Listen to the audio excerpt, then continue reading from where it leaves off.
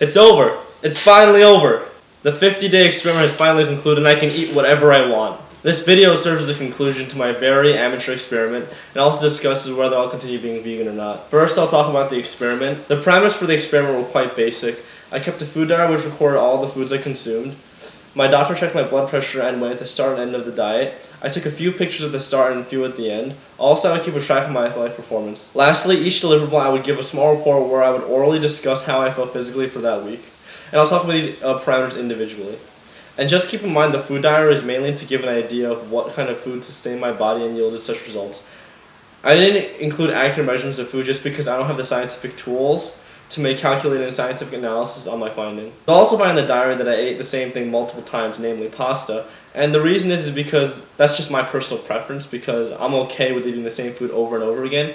And that's why I think that this journal shouldn't be taken literally, in the sense that I don't think people who are not used to eating the same food over and over again should try to apply a vegan diet based on the one I did, just because the one I did was mainly for someone like me who can eat the same foods over and over again. Initially, I thought the diet would not be too difficult because I had not been eating too much meat or animal products before the diet. But I was pleasantly surprised when I found out that staying vegan was a lot easier than I thought. The first days were a bit difficult, but after not tasting meat for a few days, it became a lot easier just to abstain from animal products as a whole. And I think the ease with the experiment has a lot to do with my diet before, because for one, I was already eating a lot less meat for track, and a lot of the meat I was eating wasn't really red, it was mostly poultry and seafood. And also, I don't really like animal products other than meat, because I don't like dairy, it's just cheese, yogurt, and milk. And I mean, the only cheese I really like is like mozzarella sticks, but you know, everybody loves that. And also, I was already acclimated to getting calcium from other sources such as pills and seafoods before the diet. Basically, the only animal products I was having was milk with my cereal in the morning and meat at dinner. And all I did during the diet was replace the milk with soy milk and replace the meat with stuff like tofu or beans or nuts. And if you look in the journal, I did eat lots of vegetables, and I also had a lot of carbs like pasta. I even tried eating some of those fake vegan meats and burgers, and my reaction was a lot like this. Since we ordered it for the video, I thought, hey, why not give it a try? Can this pass as chicken?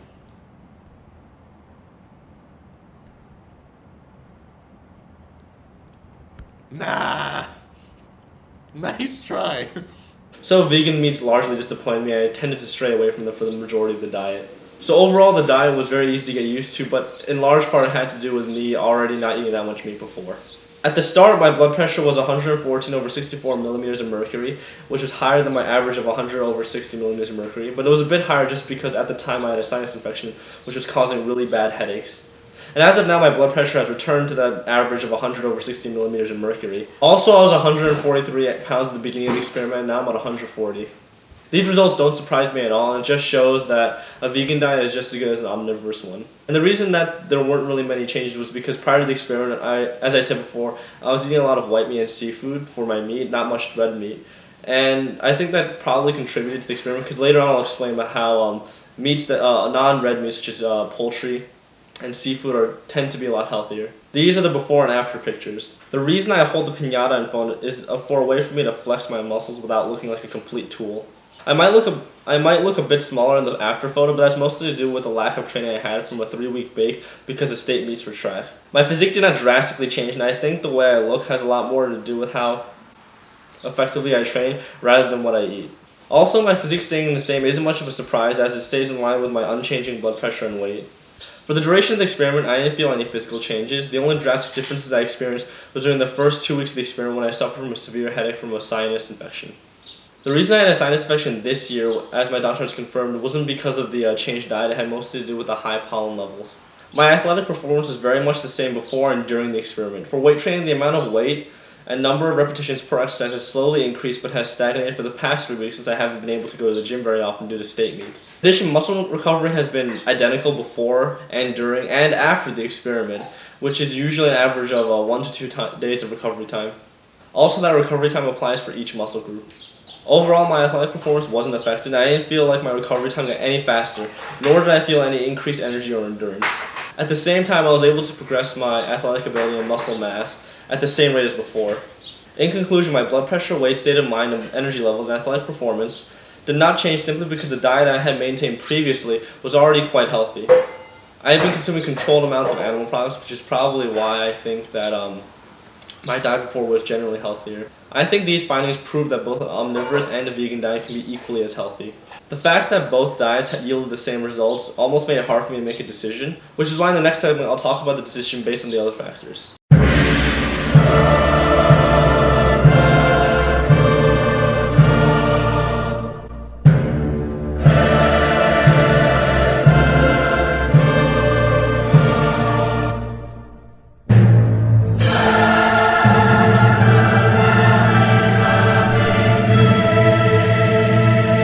No. Look, if you gave me a choice between a ribeye and some gluten-free, whole-grain, organic, non-GMO kale juice, I'm choosing the ribeye. But in all seriousness, my enjoyment of meat does play a factor in me not staying vegan, but there are bigger reasons. I'll divide this next section into 4 parts. Why I'm not continuing in terms of diet, in terms of ethics, in terms of the environment, and why the vegan movement doesn't convince me. First and foremost, it is completely possible to eat meat and stay healthy.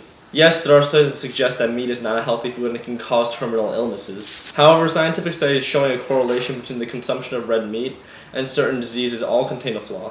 These studies test for certain diseases under the condition that the subject consumes high amounts of cholesterol or fats found in meat. Also, many of the experiments popularly used by pro-vegan arguments are riddled with additional problems, which drastically affect the credibility and accuracy of these scientific findings. First, Nikolai and Anichkov's experiment studying atherosclerosis in rabbits derived a correlation between high cholesterol diets and atherosclerosis.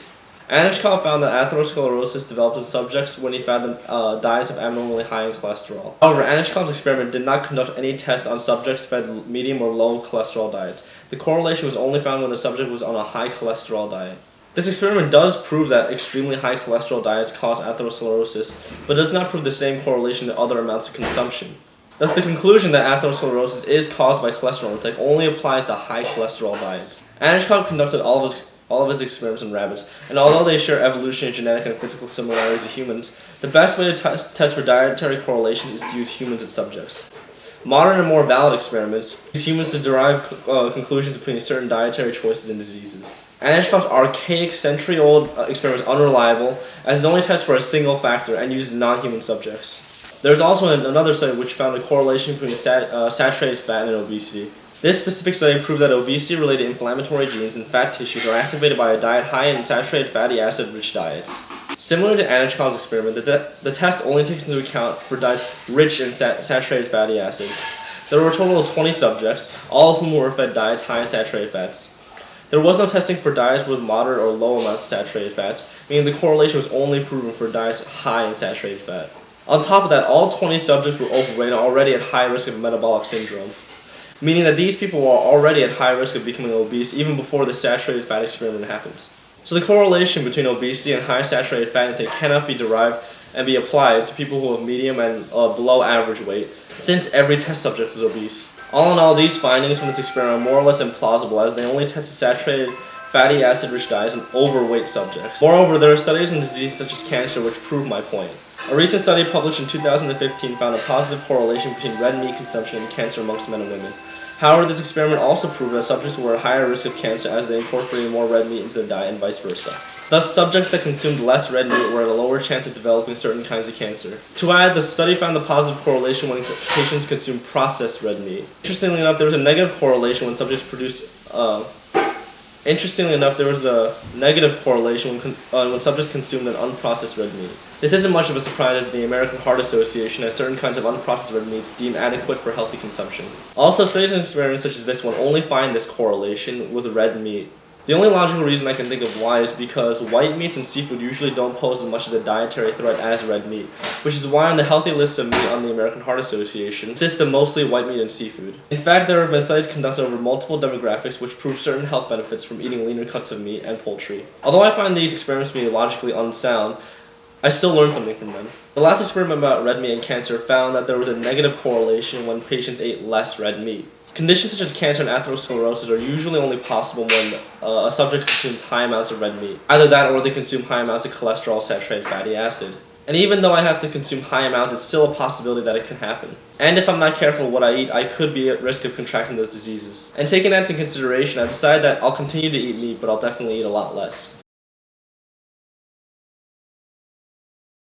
In my deliverable on the ethics of veganism, I don't think I fully covered all of my stances, but first I'll recap some of my earlier statements. I think as a society we don't think enough about what goes onto our plate. In my opinion, I don't think it's right for people to live away without fully understanding the repercussions of how they live. Most people don't know about factory farming and what some call mass murder of animals, and I think people need to learn and be educated on how their food is produced and how it affects other living things. But at the same time, I don't think it's proper to set animals as equal to humans. It's scientifically proven that animals' perceptions of pain, loss, and other emotions are drastically dulled due to their inferior brain power. In fact, many times emotions animals exhibit are an extension of reaction to external stimuli rather than a deep and developed state of mind.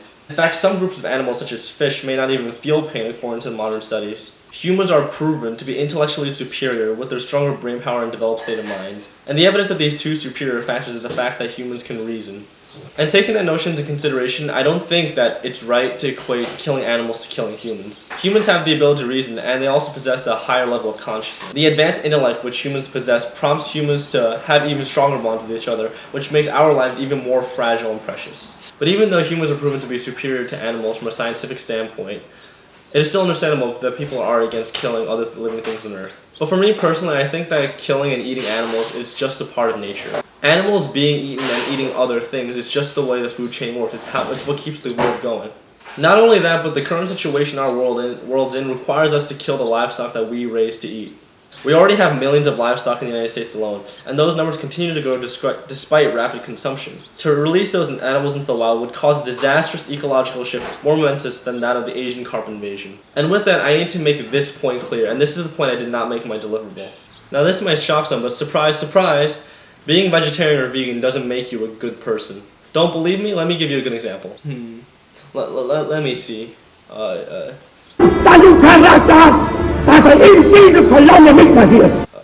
forgot his name. He was a German dude.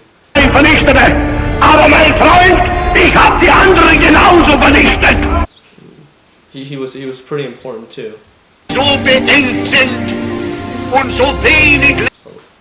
Let's see.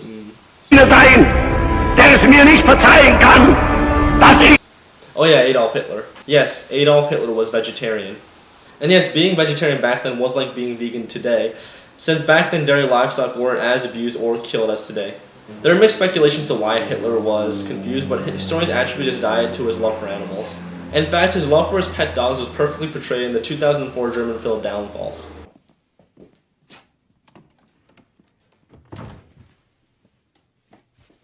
Meine Blondie tut Ihnen nichts, sie hat einen ausgesprochen scharfen Verstand. Überhaupt ist sie viel klüger als die Menschen. Historians theorize that Hitler's fondness for animals led him to be appalled by the killing of them. In fact, in 1933, the Nazi regime passed laws protecting the welfare of animals and punished owners who disobeyed the laws. This, of course, is extremely ironic since Hitler was disgusted by the killing of animals, whereas he saw the slaughter of 15 million Jews, Slavs, homosexuals, gypsies, physically handicapped, and others to be a righteous action.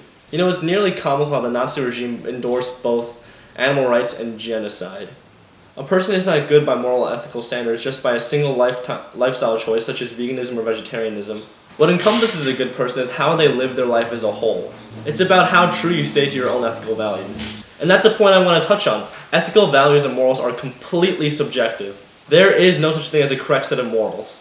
No one in our society is a moral mediator of any sort, and everyone has their own unique and sometimes conflicting values. And the reason why people have these conflicting values is because many of them don't have easy answers. For example, is abortion morally acceptable? Some say it isn't because you're taking the life of an individual who doesn't even have a say in the situation. Others say that it is justified because there are many cases where the mother's rights are being violated, such as if the pregnancy was a result of rape, or if the pregnancy endangers the mother's health. Issues such as abortion and eating meat are complex issues, and here's the point. Complex issues net complex answers. A simple "I don't support abortion and if you do, you're evil" statement is not a viable evaluation or solution to a complex issue. In a similar sense, calling people that eat meat murderers isn't a good solution. Yes, veganism is right when it discusses how many animals are killed, how the diet can be beneficial, and how it helps the environment. But it doesn't take into account for the other side, such as the belief that certain meat diets are healthy, that it is wrong to marginalize humans for the better of animals, and that environmental pollution of the animal industry is necessary for our economy. And I'll get to those last 2 points in a bit. But what makes veganism seem so evil to me is that it holds absolutely no tolerance for anyone who has different ethical values. Again, ethical values are completely subjective because there is no holy book on the right moral standard. Only the individual decides and sets what morals and ethics they will live by. And the thing is, veganism deems those who don't follow their set code of morals to be evil. The thing is, that assumption completely disregards the logical opposition.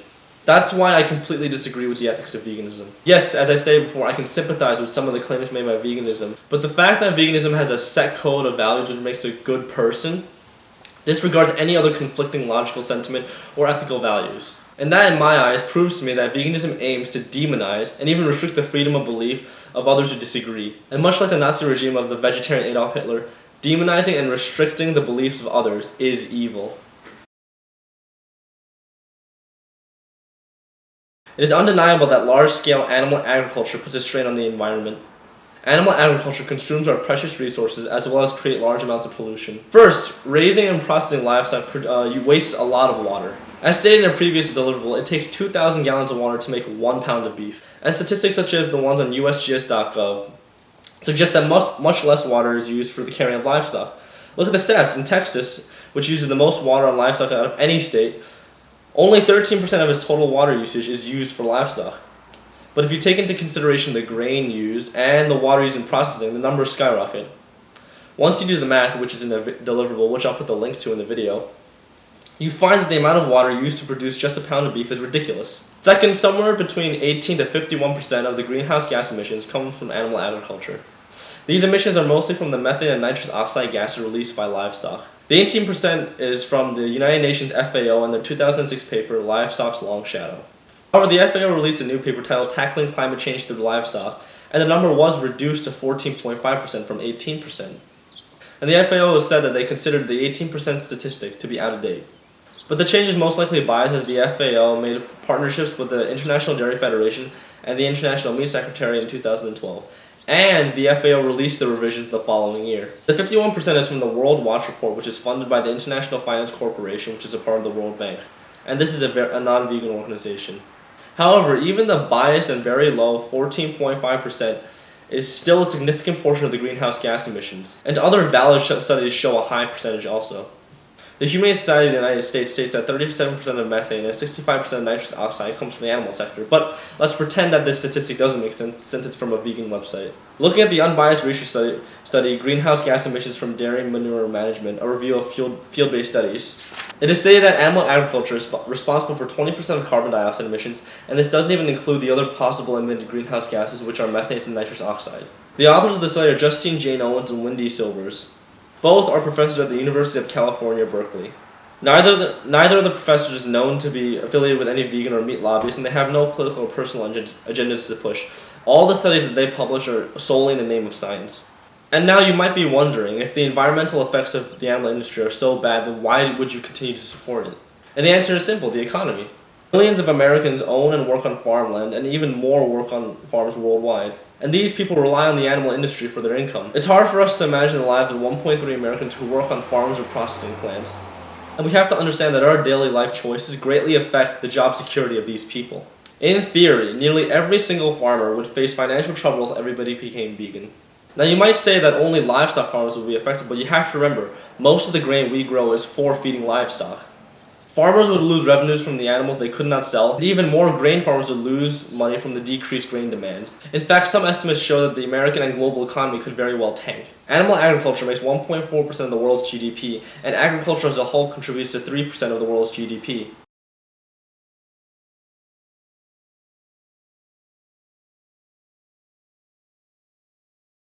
Remember what I said about the 1.3 million Americans?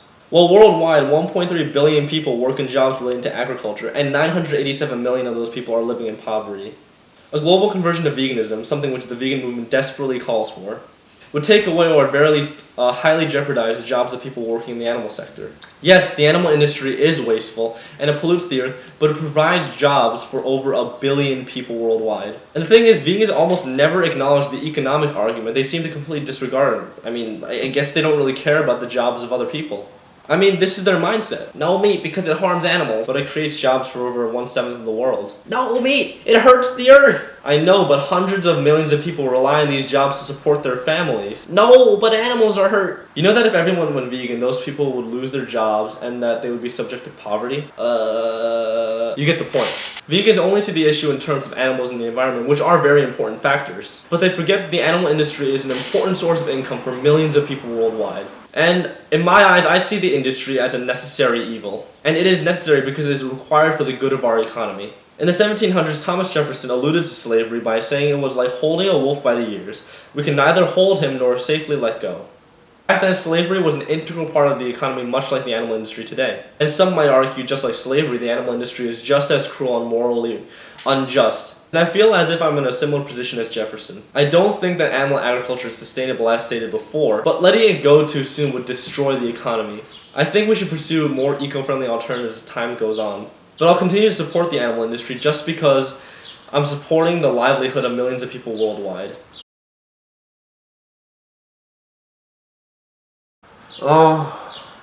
Okay, now we get to the last point. This is probably the biggest reason why I won't be vegan. Before, I touched upon how I was appalled by the vegan movement's demonization of people who hold different ethical values. On top of that, the people who spearhead the movement, the YouTubers, are people who I find to be, how do I put this nicely, batshit crazy.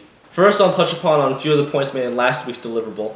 First, some of the biggest vegan YouTubers don't even do the proper research before making a video. The example I gave was Freely the Banana Girl's reaction video to Filthy Frank. I also established how the rebuttal video to Filthy Frank was completely useless because, I mean, the guy's a troll. I mean, just look at his videos. They're absolutely crazy. But I also mentioned that there were some good YouTube channels, such as The Unnatural Vegan. But I made it clear that it was a bit odd that The Unnatural Vegan was so unpopular compared to people like Freely the Banana Girl and Vegan Gains. I mean, The Unnatural Vegan has logically sound and well-structured arguments in all of her videos. The explanation is that Freely and Vegan Gains have created a large following by spreading pro-vegan propaganda on a very impressionable crowd.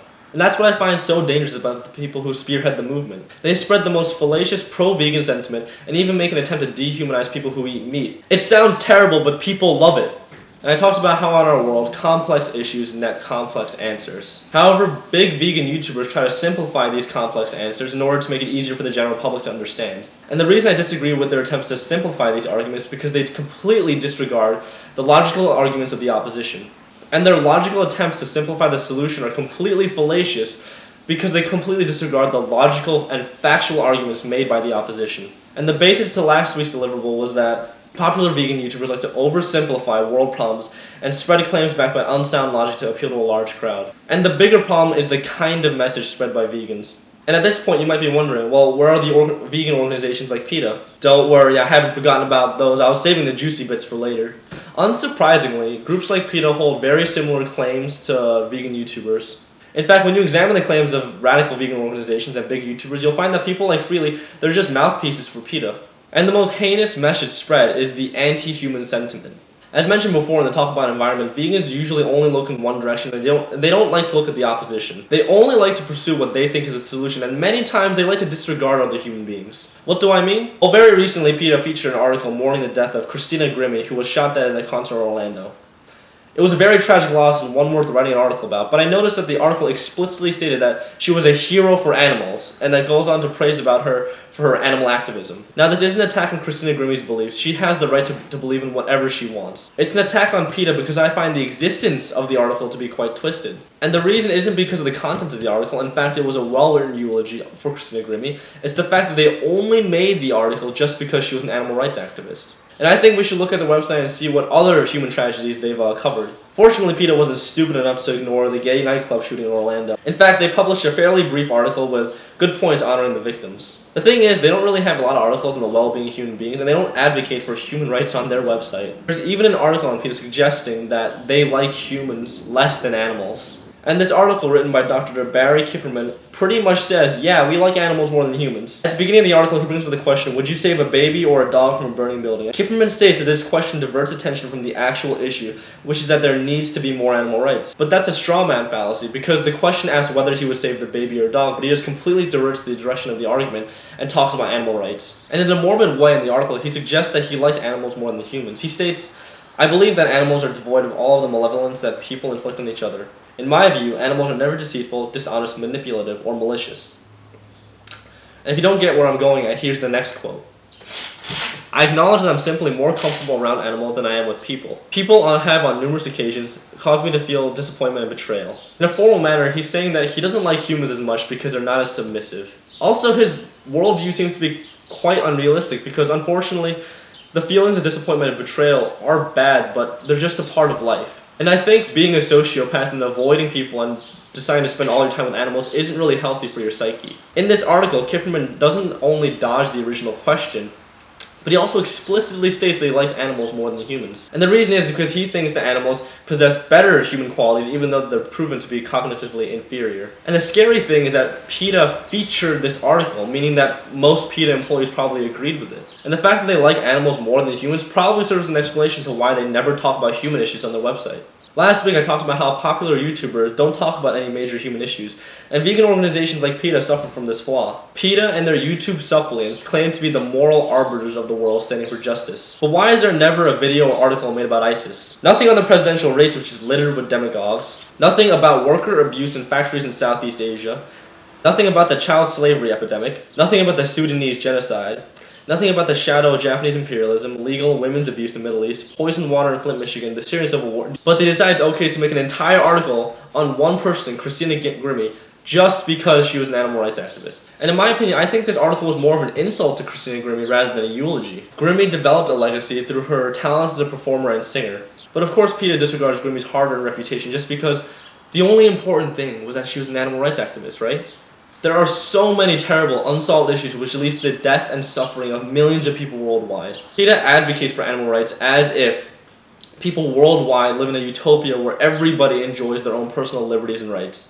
But in reality, many people worldwide aren't able to experience the same rights and liberties as people like us. PETA and those vegan YouTubers simply don't understand that there are many unsolved human issues in the world. And yet PETA and mainstream YouTubers claim to be advocates for the real world problems. But they don't realize that people eating meat isn't the biggest world problem. I discussed in the last video that if the vegan movement ever wants to get big, it has to acknowledge human problems to gain credibility, and has to utilize logical legitimacy of individuals like the Unnatural Vegan. But instead of doing the right thing, they choose to go the easy route and spread pro-vegan propaganda. And the thing is, this pleases their supporters, but it doesn't assess or bring recognition to the problems of today. And this is why the vegan movement seems so anti-human to me. YouTubers like Freely act as mouthpieces for radically ignorant organizations like PETA. They claim to advocate for real-world issues, but they only focus on animal rights issues, and these animal issues only make a small percentage of the whole picture. And what bothers me the most is that they ignore nearly every single human problem worldwide. Yes, I understand that they want to bring awareness to the suffering of animals, but at the same time, I don't think it's right to completely ignore the suffering of millions of people worldwide. I've made it very clear that I won't be a vegan, as I have qualms with each of the different points listed above. I disagree with the dietary, ethical, and environmental arguments made by vegans. In addition, I'm completely opposed and repulsed by the vegan movement, as I see it just as propaganda and a platform to spread anti-human sentiment.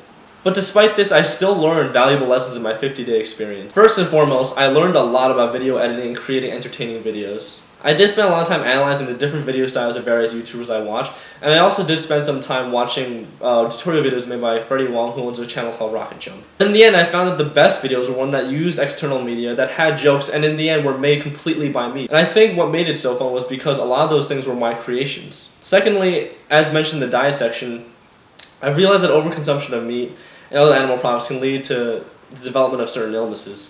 And I do see the animal industry as necessary for the economy. But I also don't think that it's a bad idea to look for moderate and long-term alternatives. And I do agree that at some point in the future, we're going to be forced to phase out of animal agriculture.